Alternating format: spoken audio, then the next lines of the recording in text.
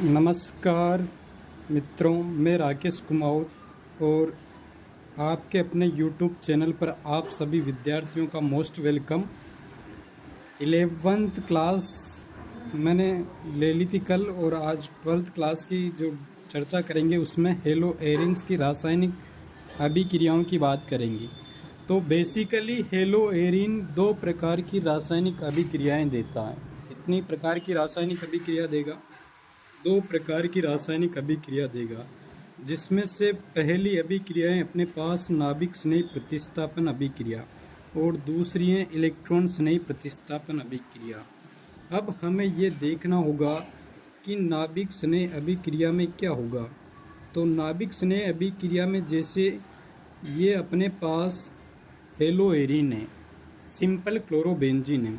तो क्लोरोबेंजीन में क्लोरीन के पास एकांकी इलेक्ट्रॉन युग्म है जो कि बेंजीन वाले के साथ कॉन्जुगेशन में है। कॉन्जुगेशन का मीनिंग ये है कि यहाँ पर लोन पेयर सिंगल बॉन्ड और डबल बॉन्ड एकांतर क्रम में है, अतः यहाँ पर अनुनाद होगा। क्या होगा? अनुनाद होगा।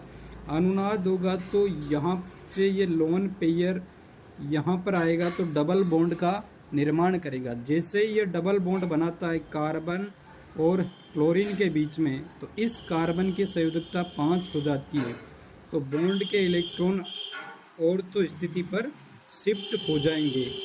तो जो सेकंड अनुनादी संरचना है उसमें कुछ इस तरह से अपने को विन्यास में परिवर्तन देखने को मिलेगा।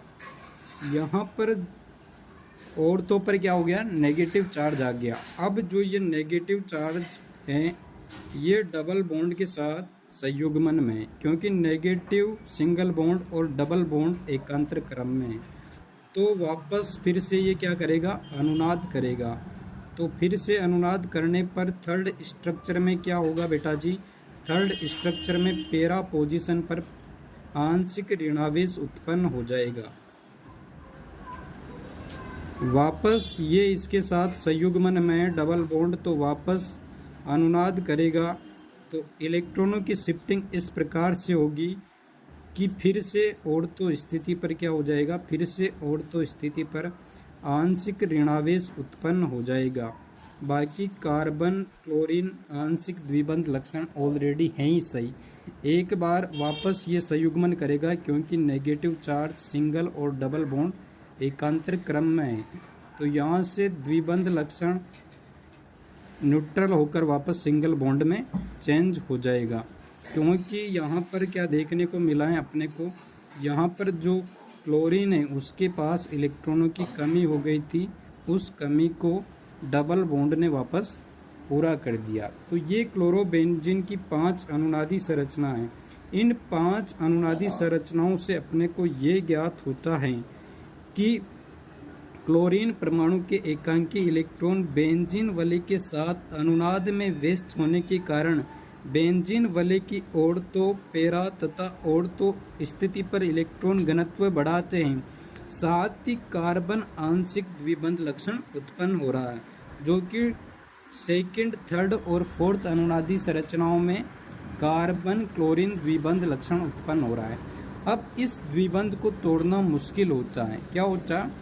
इस द्विबंध को तोड़ना मुश्किल होता है कंपेयर टू सिंगल बॉन्ड। यही कारण है कि जो हेलो एरिन है वह नाभिक स्नेह प्रतिस्थापन आसानी से नहीं देंगे। नाभिक स्नेह प्रतिस्थापन आसानी से नहीं देंगे, आसानी से नहीं देंगे। तो इसमें आसानी से जो होगा वह इलेक्ट्रॉन स्नेह प्रतिस्थापन होगा, लेकिन वायदे में अपने को नाभिक स्नेह प्रतिस्थापन अभिक्रिया करवानी पड़ जाए तो नाभिक स्नेह प्रतिस्थापन अभिक्रिया करने के लिए अपने को हाई टेम्परेचर और हाई प्रेशर की रिक्वायरमेंट होगी। उच्च ताप तथा उच्च दाब की जरूरत पड़ेगी। जैसे उदाहरण से समझो, जैसे पहली अभिक्रियाएं अपने पास रिएक्शन विथ एक्वस NaOH। पहली अभिक्रिया क्या है अपने पास? जलीय NaOH से अभिक्रिया। किसकी अभिक्रिया? क्लोरोबेंजीन की अभिक्रिया। क्लोरोबेंजीन की अभिक्रिया अगर जलीय NaOH से करवाते हैं तो जलीय NaOH क्या करता है, नाभिक स्नेह प्रतिस्थापन अभिक्रिया करता है। तो यहाँ पर जो अभिक्रिया होगी वह उच्च ताप की जरूरत पड़ेगी, 623 केल्विन ताप और 300 ATM दाब की जरूरत पड़ेगी, 300 ATM दाब। तो यहाँ पर ताप भी ज़्यादा है और दाब भी बहुत ज़्यादा है, और साथ में ही क्या कराएंगे, इसका अम्लीकरण करवाएंगे। तो सबसे पहले तो क्या होगा, देखो ध्यान से, अगर रिएक्शन को डायरेक्ट करवाऊँ तो बहुत सारे बच्चे लोग क्या करते हैं, Na+OH-, तो यहाँ से NaCl बाहर हो जाता है और OH डायरेक्ट बेंजीन रिंग पर अटैच हो जाता है, जिससे फिनोल का निर्माण हो जाता है। तो ये अभिक्रिया ऐसे होती नहीं है। बेसिकली जो अभिक्रिया है उसकी जो ओरिजिनल ये है अभिक्रिया, वह कुछ इस टाइप से होती है। ये अपने पास क्लोरोबेंजीन है और NaOH अभिक्रिया करेगा सबसे पहले फर्स्ट स्टेप में। तो फर्स्ट स्टेप में अभिक्रिया करेगा, अपने को ताप 623 केल्विन और 300 ATM दाब रखना ही है। तो Na+ONA-, तो यहाँ से HCl बाहर होगा, क्योंकि कार्बन क्लोरीन डबल बॉन्ड है, इस वजह से उच्च ताप और उच्च दाब की जरूरत पड़ रही है। तो किसका निर्माण होगा, बेंजीन रिंग पर ONA आ जाएगा। बेंजीन रिंग पर ONA आ गया, इसका मतलब क्या हो गया, सोडियम फिनॉक्साइड बन गया। क्या बन गया, सोडियम फिनॉक्साइड बन गया, सोडियम फिनॉक्साइड। अब इस सोडियम फिनॉक्साइड का क्या करेंगे, अम्लीकरण करेंगे या एसिडिफिकेशन करेंगे।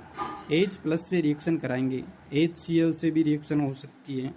तो H+ का मतलब हो गया HCl से रिएक्शन। तो HCl से रिएक्शन में क्या होगा, H+ और Cl-।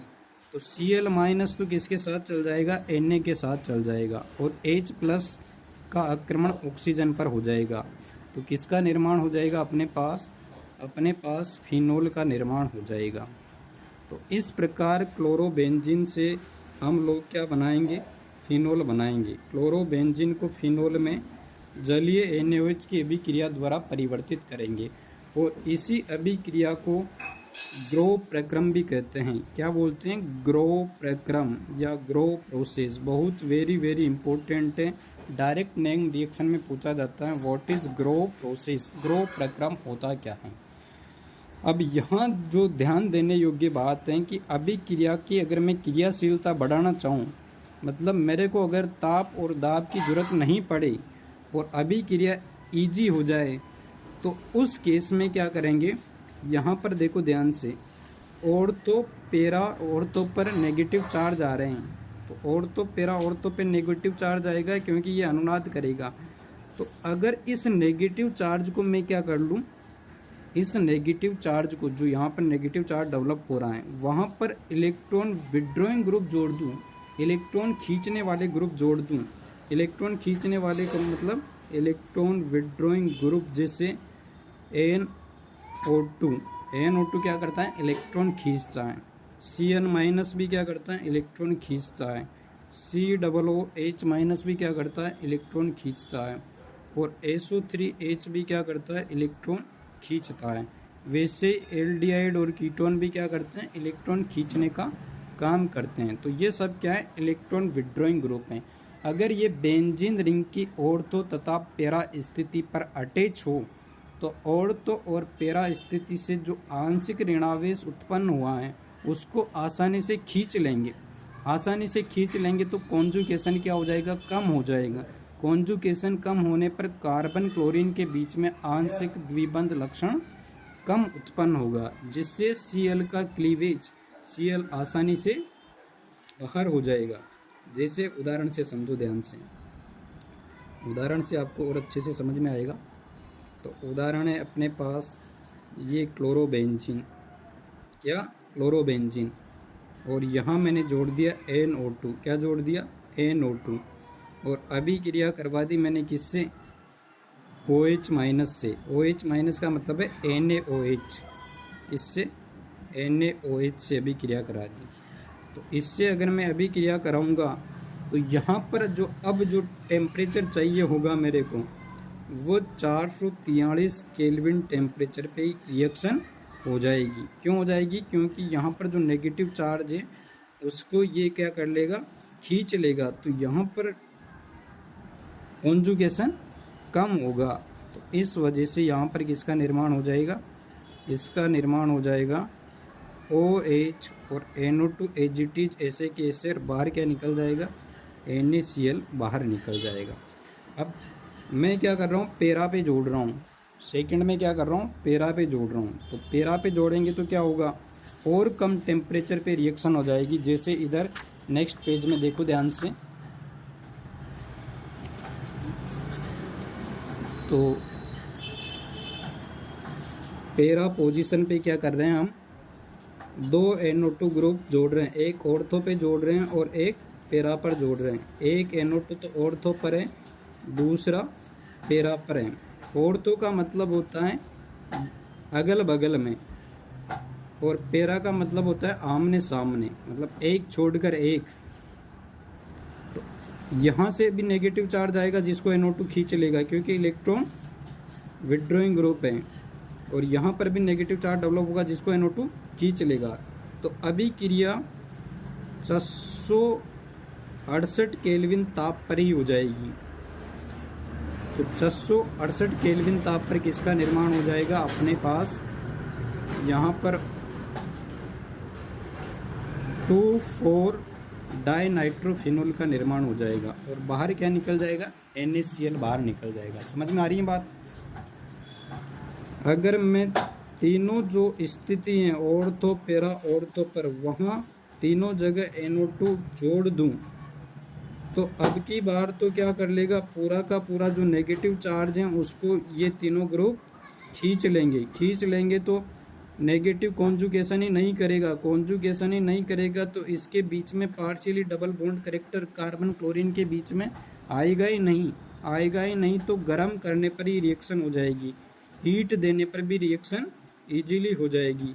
तो हीट देने पर क्या होगा, यहाँ पर किसका निर्माण होगा, 2, 4, 6, क्या बनेगा, 2, 4, 6, 1, 2, 3, 4, 5, 6, 2, 4, 6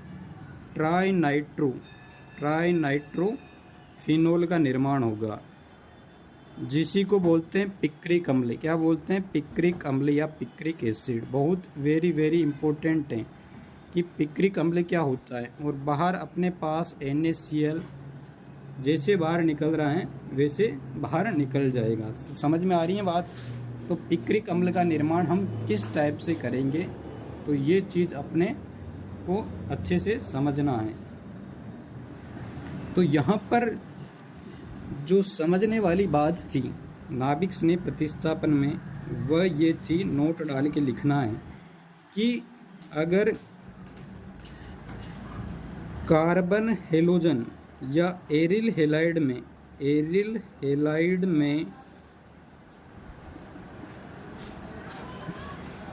बेंजीन वलय की ऑर्थो तथा पैरा स्थिति पर इलेक्ट्रॉन विकृषी समूह का मतलब है इलेक्ट्रॉन खींचने वाले समूह। क्या, इलेक्ट्रॉन खींचने वाले समूह या इलेक्ट्रॉन अपचयक समूह, जैसे NO2 CHO COOR जुड़े हो तो नाभिक स्नेही प्रतिस्थापन अभिक्रिया की क्रियाशीलता बढ़ जाती है। तो ये समझ में आया आपके? अब नेक्स्ट क्लास में हम इलेक्ट्रॉन स्नेह प्रतिस्थापन अभिक्रिया देखेंगे। Thank you.